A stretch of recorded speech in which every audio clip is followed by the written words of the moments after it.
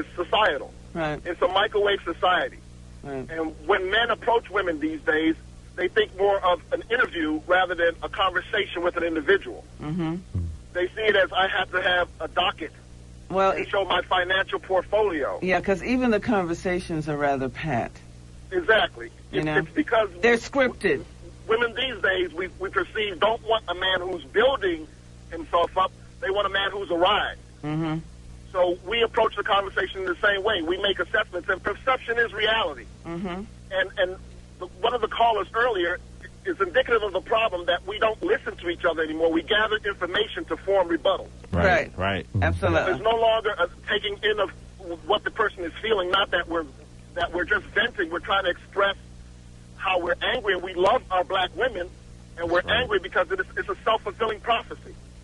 And unfortunately, we've abandoned. There are no nuclear families any longer. And I suggest, as a result of the anger, there's a lot of passive-aggressive behavior going on out there.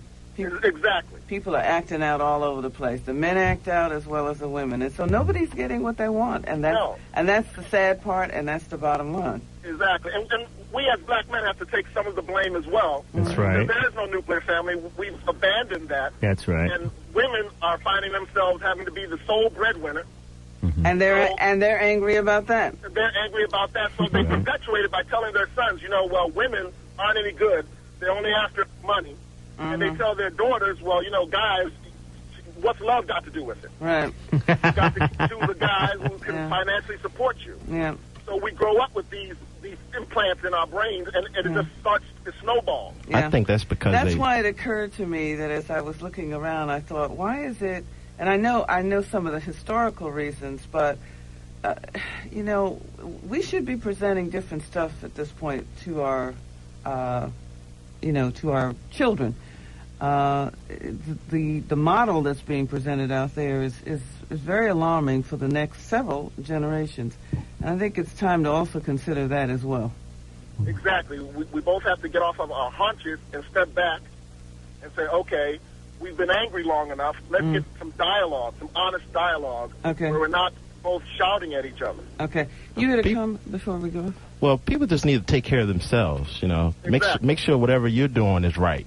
And don't worry about whatever the other person is doing, Exactly. I believe Ms. Chapman stressed on that a little earlier.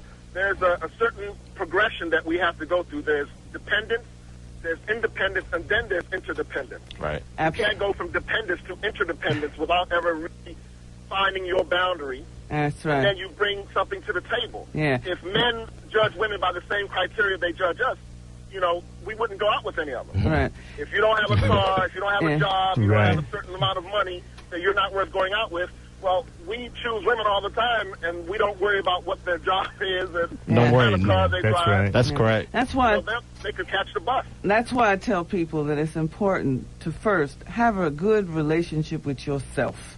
See if you can have one with yourself. Because if you can't have one with yourself, how are you going to have one with somebody else? You can't have one with anyone else. It's not possible. Can't do it. All right, thanks so much for calling in. Bye-bye. All right, well, we got to take another break, but stay with us. We're still talking to brothers who are tired of the attitudes of some sisters out there. And don't forget, if you want to make that special love call, this is the time to do it. When we come back, the number here is 202-432-WHUR or 1-800-221-ADDICTION. The Audrey Chapman Show on 96.3 WHUR. Welcome back. This is Audrey Chapman, and of course today we've been talking about, we're just looking at the whole issue of how men and women are relating, particularly in this area. And we have a panel of men here who are feeling, really that there's a lot of frustration out there, and there's a lot of struggle, competition around control, and who's gonna look the best, and who's gonna get who, and all this kind of stuff, which they are tired of. And we have a number of callers on the line, and we're gonna go back to the phones and see if you have figured out a better way of relating than we've heard so far. Welcome to the Audrey Chapman Show. You're on the air. You're on the air. You're on the air.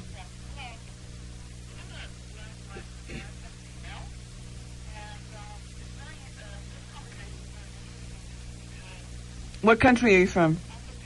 Okay.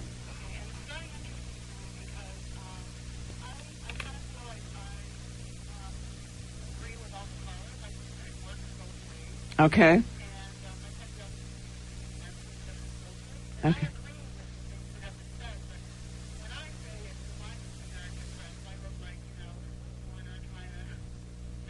What is it that you say?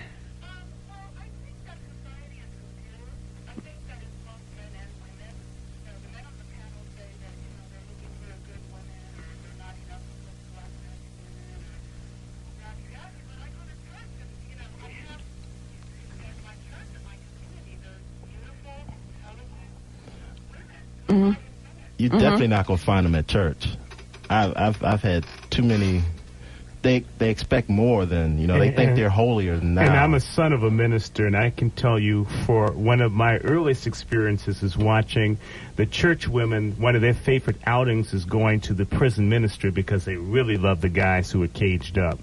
So I'm going to be very honest with you and say that I think that your input is probably correct. If you don't recall, if you caught the last part of the show, I found that people from Latin cultures a lot of times have a lot more on the ball. So I like your sign, and I think that Americans are very arrogant as a group.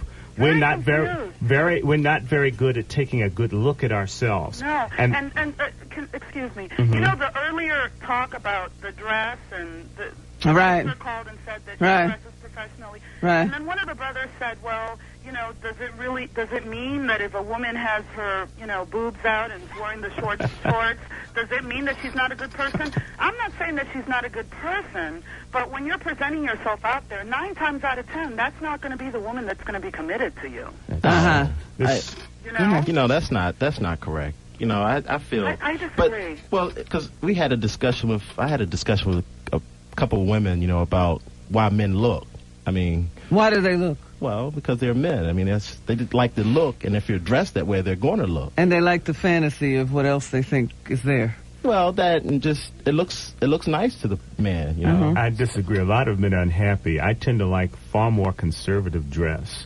To me, I love conservative. But you're not the average man. Well, the boobs hanging out and all of that is great if it's in privacy with me. If it's for public display, maybe they should be a porn queen. But are you saying you don't look? I'm saying I'm turned off. Do you look? I'm answering your question. I haven't done a scientific survey, but as I just sit back and observe, I've had a lot of opportunity to do that this week.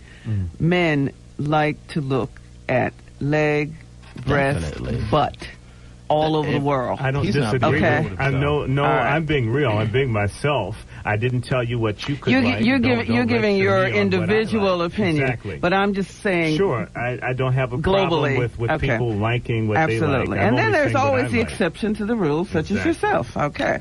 Exactly. All right. We'll go right back to the phone line. Thank you so much, caller. We'll go right back to the phone lines now. Welcome to the Audrey Chapman Show. Yes, good morning. Good morning. Hello, everyone. I'm on a cell phone, so I just want to express these few points. First of all, I'm a 40-plus year man. Okay. I have 4 kids. My wife and I, we've been together for 25 years. One thing I believe we both need to definitely keep in mind at all times is discipline.